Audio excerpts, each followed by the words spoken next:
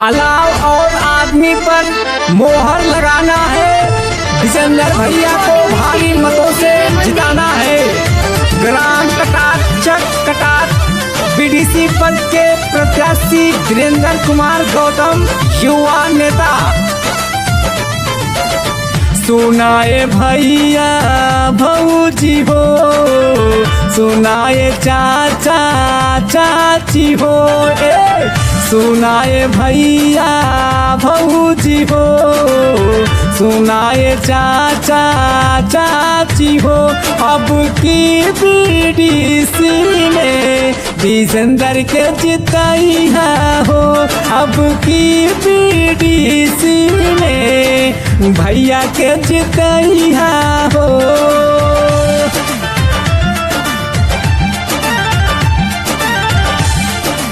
हे चाची माई, हे भैया भौजी, आप लोग तनी ध्यान दिया विजेंद्र भैया पे, युवा नेता बाड़े।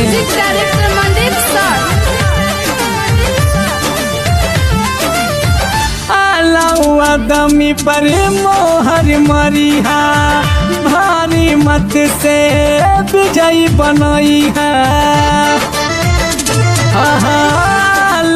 दमी पर मोहर मरिहा, भारी मत से विजयी बनई है। करिहे वादा पूरा हो, कुछ रही नया धूरा हो। अब की बीडीसी में भैया के जिताइया हो। अब की बीडीसी में विजेंद्र के जिताइया हो।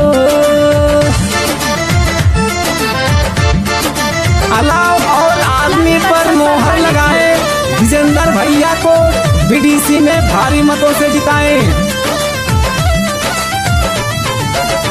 सब ही बनवाले बा, देखा विचार बा, माई बाबू के बड़ा देखा आशीर्वाद बा।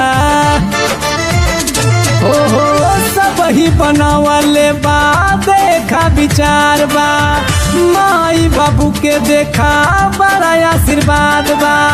सब ही हो मनबा नहुले बा, मिलके विचार देखा कैले बा।